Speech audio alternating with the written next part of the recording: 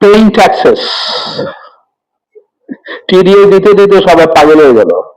এখানে কি ইমপ্রুভমেন্ট হলো আমি জানি না। এখন পর্যন্ত এইচএস কোডের প্রবলেম কিন্তু সলভ হয় নাই। আমি অ্যাডভাইজারকে একটা রিকোয়েস্ট করবো, you be surprise to know honourable adviser, যেটা বেনাপোল বন্ধ হয়ে গেছে, বেনাপোলে আমরা ট্রান্সশিপমেন্ট বন্ধ করেছি, ফাইন, ইটস ডান। কিছু কিছু প্রোডাক্ট কিন্তু বেনাপোল থেকে আসতেছিল, মানে ল্যান্ড পোর্টে, আমরা এটা ট্রান্সশিপমেন্ট ওরা বন্ধ করছে, আমরা আবার কিছু প্রোডাক্ট বলছি বাই ল্যান্ডে পারবে না, they have to come by sea. কিছু কিছু প্রোডাক্ট বাই ল্যান্ডেও কিন্তু আসছিল। এখন রিসেন্টলি ইট হ্যাপেন দ্যাট ওখানকার যে কমিশনার, সে বলছে আমি 6:30টার পর কাজ করতে পারবো না। 500 ট্রাক, এরপরেও কিন্তু 500 ট্রাক আসতো, এখন সে 500 ট্রাক 150 200 ট্রাকও আসতে পারে না। পেট্রো যে পোস্ট গুলি আছে এতগুলা পোস্ট ধরেও কে শুনবে? It's hindering all those kind of things.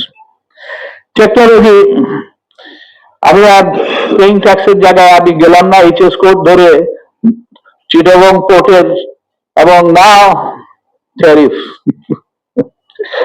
Anyway, সেটা we'll discuss later. Technology adaptation.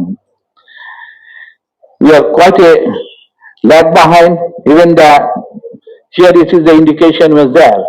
অটোমেশনের কিন্তু কোনো বিকল্প আর নাই, আমাকে কিন্তু এদিকে এখন অ্যাড্রেস করতেই হবে।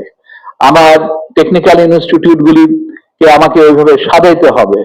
আমি খুব সারপ্রাইজ হই যে শ্রীলঙ্কার মতন দেশে ওখানে কিন্তু প্রায় 100% কিন্তু লিটারেট, এবং আমি যখন ওদের সাথে আলাপ করি আমি দেখি যে ওদের ইউনিভার্সিটিতে কিন্তু 4 to 5% এর বেশি লোক ইউনিভার্সিটি যায় না।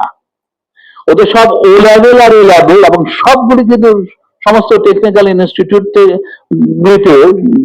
কোর্সগুলি করতেছে, এবং দে আর মুভিং অ্যারাউন্ড।